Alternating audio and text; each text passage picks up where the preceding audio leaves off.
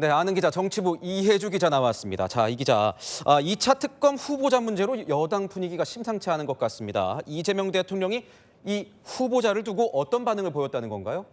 네, 이재명 대통령은 민주당이 추천한 전준철 변호사에 대해 강한 유감을 표명한 걸로 전해집니다. 전 변호사가 지난 대북 송금 수사 당시 김성태 전 쌍방울 회장 변호인단을 맡았잖아요. 바로 이 부분 때문으로 보입니다.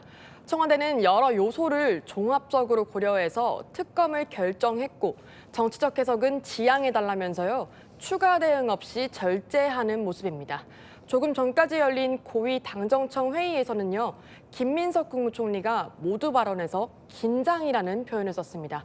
당과 정부 모두 긴장하고 대통령 국정 운영을 뒷받침해야 한다 이렇게 언급했는데 물론 특검 후보 추천 때문이라고 단정할 순 없지만요. 어느 때보다 긴장감이 감도는 분위기입니다. 그동안 보면 당청 관계에서 여러 번 이 불협화음 논란이 일었습니다. 이런 가운데 결국 정청래 대표가 대통령에게 사과까지 하게 된 거잖아요. 네, 박수현 수석 대변인 오늘 오전 기자들에게 이렇게 말했습니다. 정청래 대표가 당의 인사 검증 실패로 대통령께 누를 끼쳐드려 죄송하다는 입장이라고요. 지난해 당대표 취임 이후 이른바 당청 갈등 상황이 여러 번 있었는데요.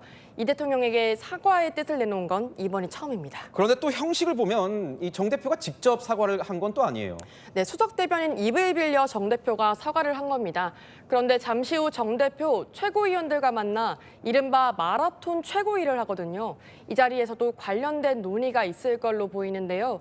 특히 비당권파인 강득구, 이현주, 황명선 최고위원과의 설전이 예상됩니다. 자, 이거 한번 알아보자고요. 특검 추천 과정이 도대체 어떻길래 바로 이렇게까지 시끄러워진 겁니까? 바로 절차는 이랬습니다. 먼저 정 대표가 비공개 최고위에서 특검 후보 추천을 지시하면서 특히 검사 출신인 이성윤 최고위원에 일을 맡겼다고 합니다. 그래서 이 최고위원이 2명의 후보를 추천했고요. 그중 정 대표가 전 변호사를 고른 겁니다.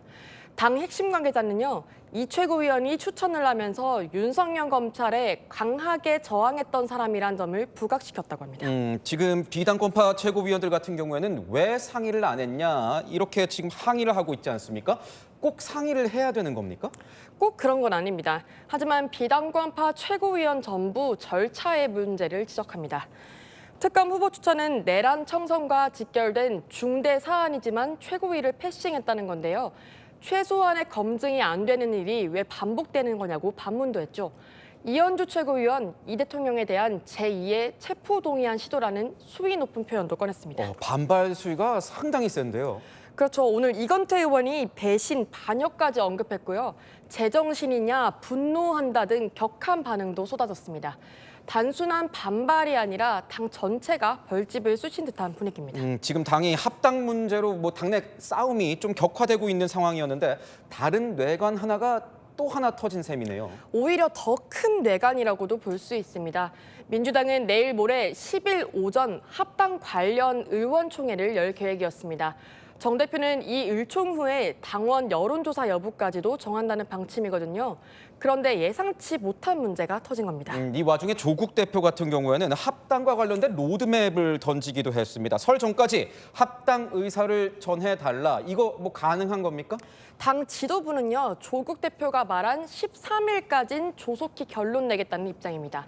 하지만 모레 의총에서 정 대표가 당원 의견 수렴이 필요하다면서 여론조사를 밀어붙이면요. 당내 여론은 더 악화될 수 있습니다.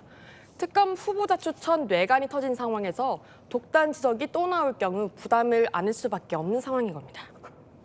네, 지금까지 아는 기자 이혜주 기자였습니다.